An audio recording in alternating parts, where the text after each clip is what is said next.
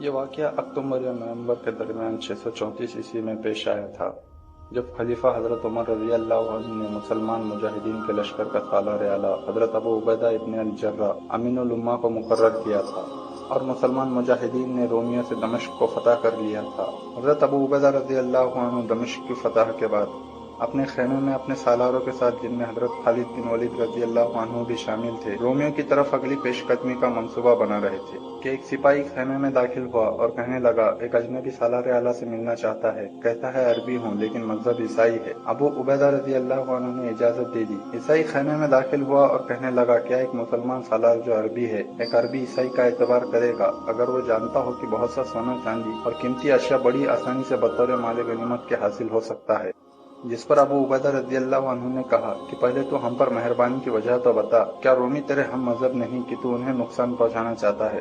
عربی عیسائی کہنے لگا، اپنے وطن کی محبت، رومی میرے ہم مذہب ضرور ہے لیکن وہ زندہ انسانوں کو شیروں کی خوراک بنا دیتے ہیں، ہماری عورتوں سے بدسلوکی کرتے ہیں، رعایا سے جانوروں کی طرح برتاؤ کرتے ہیں۔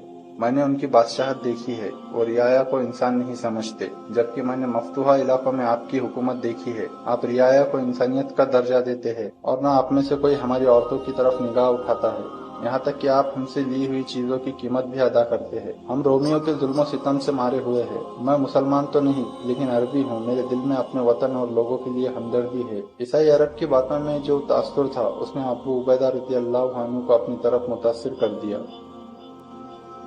وہ جگہ ابو القدس ہے جہاں 2 یا 3 دن میں ایک میلہ لگے گا، جہاں دور دور سے تاجر تجارت کے لیے اپنے ساتھ قیمتی اشیاء بھی لے کر آئیں گے، ایک چھوٹا سا دستہ بھی اس کے محاصرے کے لیے بہت ہوگا۔ آپ رضی اللہ عنہ نے پوچھا، کیا وہاں پہرا دینے کے لیے رومی فوج نہیں ہوگی؟ نہیں، میں یہ جانتا ہوں، بحیرہ روم کے ساحلی شہر طرابلس میں رومی فوج موجود ہے، لیکن وہ وہاں اتنی جلدی نہیں پہنچ سکتی۔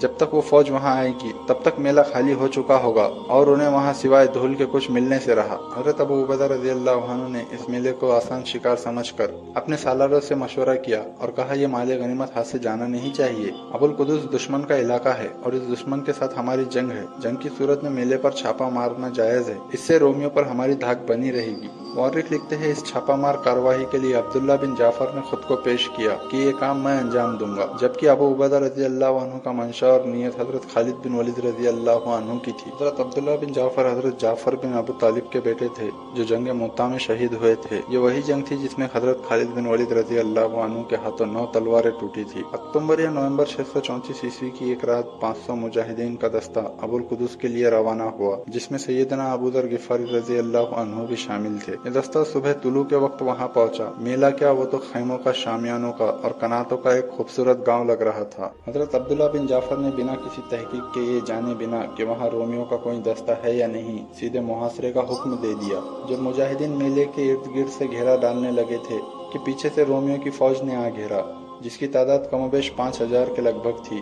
جو مسلمان میلے کو گھیر رہے تھے اب وہ خود ہی گھر چکے تھے۔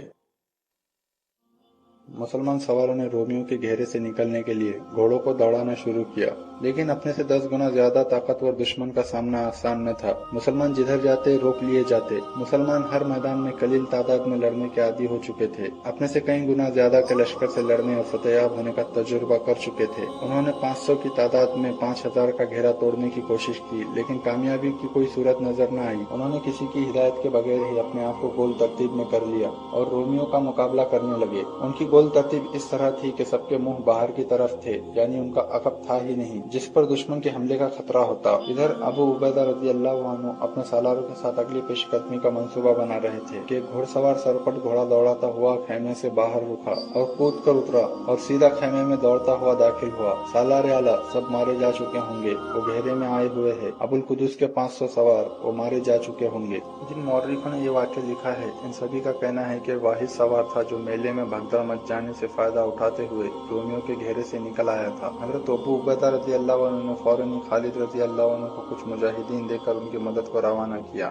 حضرت خالد رضی اللہ عنہ نے اپنے ساتھ کتنے مجاہدین کو لیا اس بارے میں تاریخ خاموش ہے۔ حضرت خالد رضی اللہ عنہ نے حضرت زرار بن لازور جو برہنہ مجاہدین کے نام سے مشہور ہوئے انہیں اپنے ساتھ لیا۔ حضرت زرار ہر جنگ میں اپنی خود زرہ اور اپنی قمیض اتار کر آدھے برہنہ ہو کر جنگ لڑتے، جس سے ان کا دشمن یہ تو سمجھ جاتا تھا کہ یہ مارے گا یا مرے گا، लेकिन पसपा नहीं होगा, जिससे उनके दुश्मन पर उनकी धाक बढ़ जाती थी। खालिद रजी अल्लाह अन्हु का दस्ता इंतहाई रफ्तार से वहां पहुंच गया। जब खालिद रजी अल्लाह अन्हु अबुल कुदूस से थोड़ी दूर पर थे, तब उन्होंने उनके लश्कर को नारा तकबीर बुलंद आवाज से लगाने का हुक्म दिया, ताकि नरगे में आए मुजाहिदीन का हौसला बरकरार रहे और उन्हें यह मालूम हो जाए कि अल्लाह की मदद आ चुकी है।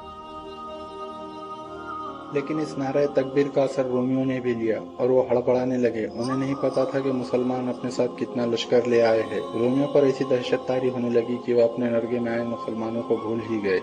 इधर हजरत अबू उबैदा रज़ी अल्लाह अन्हु का हाल भी बेहाल हो रहा था कि मैंने एक ईसाई की बातों में आकर 500 मुजाहिदीन को खतरे में डाल दिया, जबकि खलीफा हजरत उमर रज़ी अल्लाह अन्हु ने कहा था कि माले गनीमत के चक्कर में मुसलमान मुजाहिदीन की जानों को खतरे में मत डालना। हजरत खालिद रज़ी अल्लाह अन्हु ने अपने सवारों को फैलाकर बर्क रफ्तार हमला कराया, ताकि रोमियों को आमने सामने की लड़ाई की तरतीब में आने की मोहलत ही न मिले। खालिद रज़ी अल्लाह अन्हु अपनी एक कमजोरी को अपने ऊपर हावी नहीं होना देना चाहते थे। वो दमिश्क से अबुल कुदूस तक घोड़ों को दौड़ाते आए थे। उनके घोड़े थक चुके थे। खालिद रज़ी अल्लाह अन्हु इस कोशिश में थे कि रोमियों को जल्द से जल्द भगाया जाए, वरना मुजाहिदीन के घोड़े जवाब दे जाएंगे। हजरत जर्रार ने अपना वही कमाल दिखाया जिस पर वो रोमियों में मशहूर थे। उन्होंने अपनी खुद जिरा और कमीज निकाल फेंकी और रोमियों पर टूट पड़े। रोमी अपने नरगे में लिए मुसलमान सवारों में से कई एक को शहीद और ज्यादातर को शदीद जख्मी कर चुके थे। बचे हुए मुजाहिदीन के हौसलों में जान खालिद रज़ी अल्लाह अन्हु के आने से बढ़ गई। मार का खूनरेज और तेज था। अब रोमी घेरे में आ चुके थे। बाहर से खालिद रज़ी अल्लाह अन्हु के सवार दस्ते और अंदर से 500 मुजाहिदीन में से जो बचे हुए थे, सभी रोमियों पर शदीद हमला कर रहे थे। रोमी लश्कर को अपने घोड़ों से खुली हरकत करने की गुंजाइश ही नहीं मिल रही थी। वो सुकुड़ते जा रहे थे, जिसकी वजह से ज्यादा रोमी कत्ल हो रहे थे। खालिद रज़ी अल्लाह अन्हु का नारा रोमियों पर अलग ही दहशत तारी कर रहा था और हजरत जर्रार का रौब उन पर अलग ही था।